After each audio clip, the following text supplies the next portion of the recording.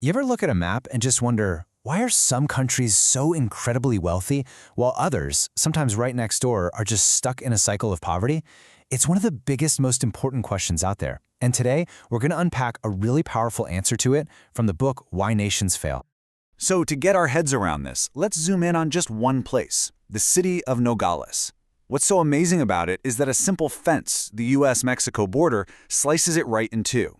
It's like a perfect little laboratory for this massive global question. Okay, so check this out. On the Arizona side of the fence, life is, pretty standard for a small American town. People have decent health care, laws are generally enforced, and the average income is about $30,000 a year. But literally, just a few feet away, on the Sonora side in Mexico, it's a completely different world. Incomes are a third of what they are in the north. Crime is a serious problem, and basic public services just aren't as reliable. Now here's the real head-scratcher. The people on both sides of that fence, they share the same background, the same food, the same culture. The weather is identical, the geography is identical. So, if it's not the people, and it's not the place, what in the world is going on here? So what gives? Well, the authors of this book argue that the usual explanations we hear all the time, things like geography or culture or leaders just being ignorant, they just don't add up when you really look at the evidence. Let's knock them down real quick. So let's bust some myths. Is it geography? Nope.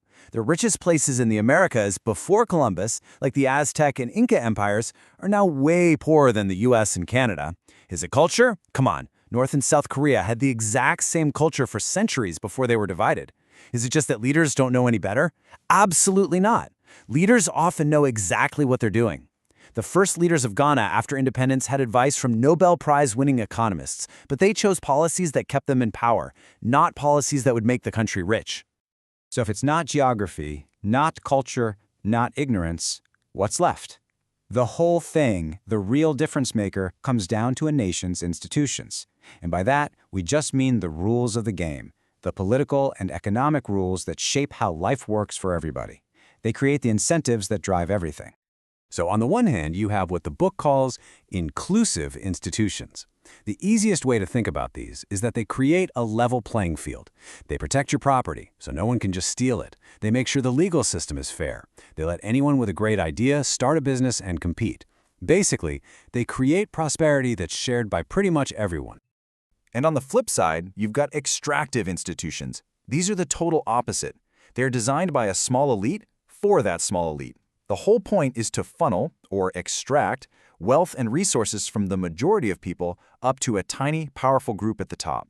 Think of things like monopolies given to political buddies, or a farmer's land being seized without any reason. So let's just put them side by side. It makes it super clear. Inclusive systems, power is spread out, rights are secure, and that leads to innovation and shared wealth.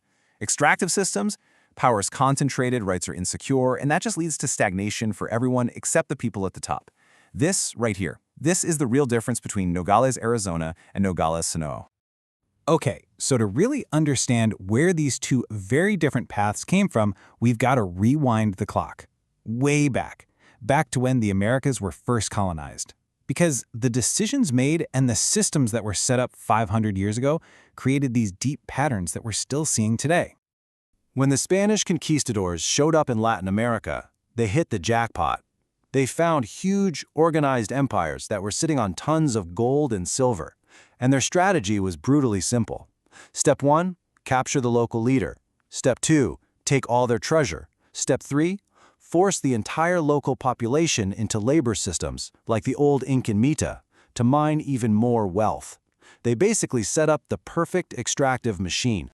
And this chart shows you exactly why that brutal strategy was even possible. Just look at the population density back then. In places like Peru and Mexico, you had a huge, dense population that you could exploit for labor. It was almost 500 times denser than what the English found later in Virginia. The whole Spanish model depended on having lots of people you could force to work. But then, when the English tried to run that same playbook in North America, it was a total disaster. There was no gold lying around to plunder, and there wasn't a big population you could enslave. The settlers they brought over could just pack up and disappear into the wilderness. So the Virginia Company had to do a complete 180. Instead of force, they had to offer incentives. They started giving away land, your own private property, and they even created an assembly so settlers could have a say in their own laws. It was totally accidental, but these were the very first seeds of inclusive institutions in America. So this begs a really big question, right? If inclusive institutions are so much better at creating wealth and prosperity for a country, why do extractive ones even exist?